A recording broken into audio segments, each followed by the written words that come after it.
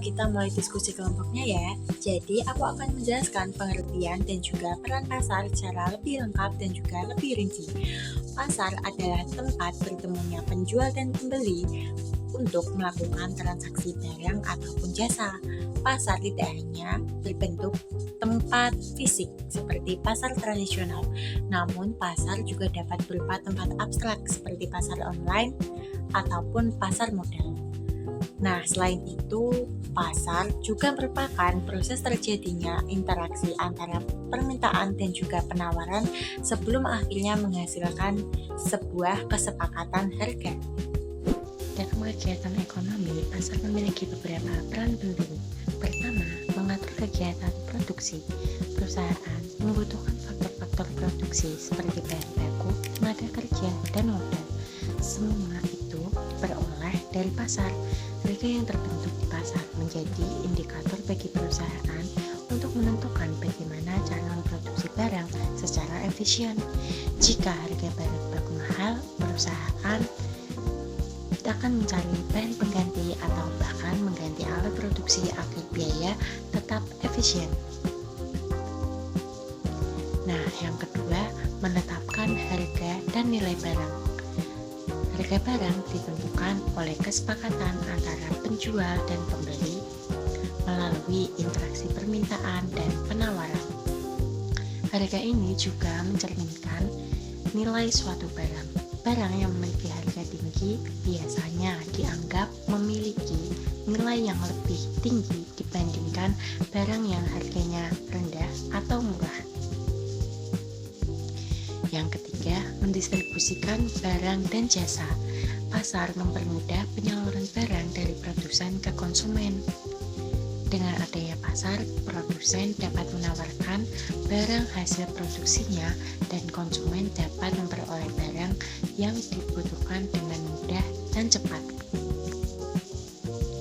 Yang keempat, menentukan jumlah pembelian dan penjualan barang.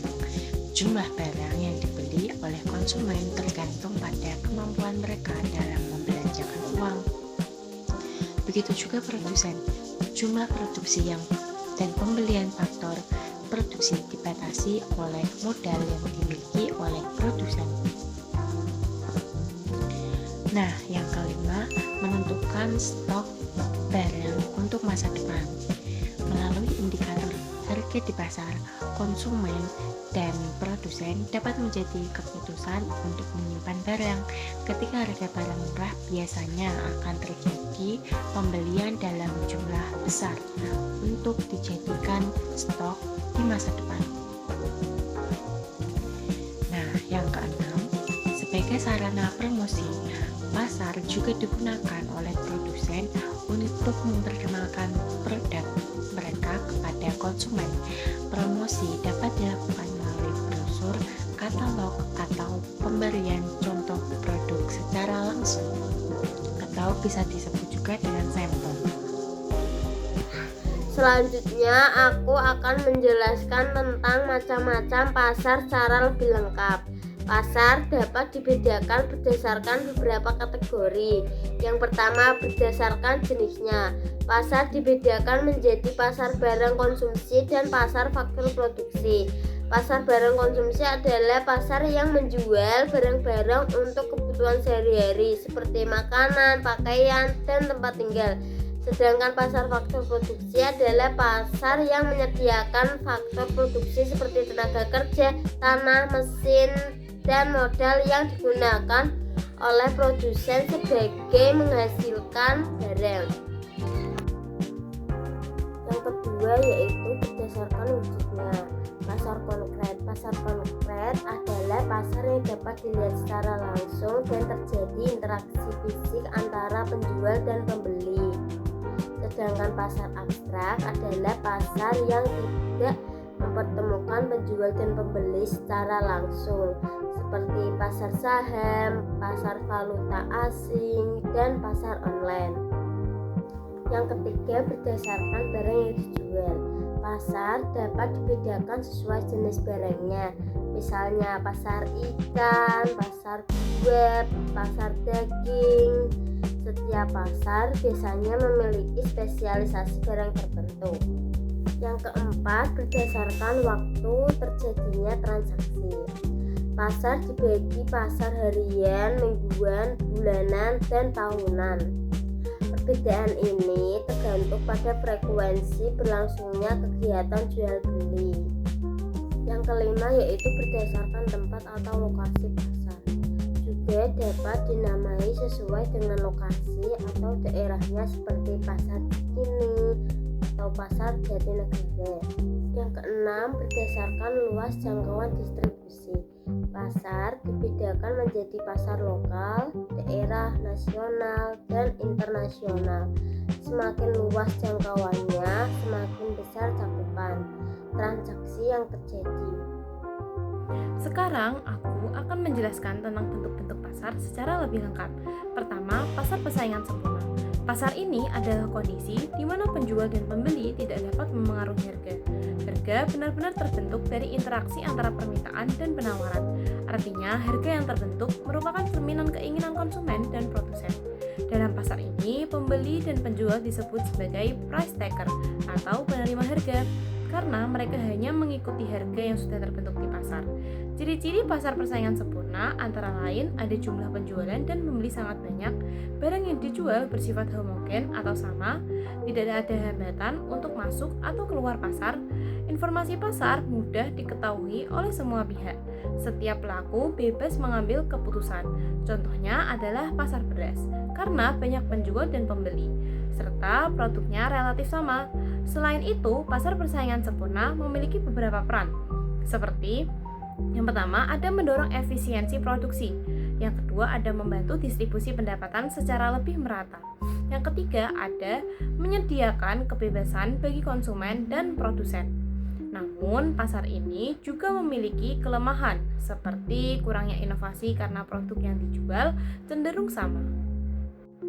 Kedua, pasar persaingan tidak sempurna.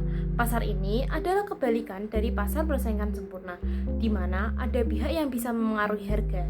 Pasar ini dibagi menjadi beberapa jenis. Yang pertama, ada pasar monopoli. Pasar monopoli adalah pasar yang hanya memiliki satu penjual. Penjual ini memiliki kekuasaan penuh dalam menentukan harga atau price maker. Dalam pasar ini tidak ada barang pengganti yang dekat. Ada ciri-ciri dari pasar monopoli, yaitu yang pertama hanya ada satu penjual, tidak memiliki barang substitusi yang dekat, terdapat hambatan besar untuk masuk pasar, penjual dan dapat menentukan harga. Contohnya adalah perusahaan listrik seperti PLN. Penyebab terjadinya monopoli antara lain adanya undang-undang atau hak khusus dari pemerintah. Yang kedua, ada penguasaan sumber daya tertentu. Yang ketiga, ada penggabungan perusahaan. Yang keempat, ada penggunaan teknologi canggih. Tetapi pasar monopoli juga memiliki kelebihan tersendiri, yaitu efisiensi dalam produksi skala besar, mendorong penggunaan teknologi. Tetapi pasar monopoli juga memiliki kekurangan, yaitu harganya cenderung tinggi, konsumen tidak memiliki banyak pilihan, serta dapat merugikan masyarakat sekitar. Yang kedua, ada pasar oligopoli. Pasar oligopoli adalah pasar yang dikuasai oleh beberapa perusahaan besar. Jumlah penjualnya tidak banyak, tetapi masing-masing memiliki pengaruh besar terhadap pasar. Ciri-ciri dari pasar oligopoli adanya beberapa penjual besar, barang bisa homogen atau berbeda, terdapat saling ketergantungan antar perusahaan, persaingan melalui iklan sangat kuat. Dalam pasar ini, keputusan satu perusahaan akan memengaruhi perusahaan lain, terutama dalam hal harga dan produksi. Contohnya adalah industri semen, otomotif, dan teknologi. Yang ketiga, ada pasar monopolistik. Pasar ini memiliki banyak penjual, tetapi produk yang dijual berbeda-beda atau memiliki ciri khas masing-masing. Perbedaan ini bisa berupa kualitas, merek, kemasan, atau pelayanan. Ciri-ciri dari pasar monopolistik yaitu yang pertama ada banyak penjual, lalu produk berbeda-beda atau diferensiasi. Produsen dapat mengaruhi harga dalam batas tertentu, persaingan melalui promosi dan merek. Contohnya adalah produk makanan, pakaian, dan kosmetik.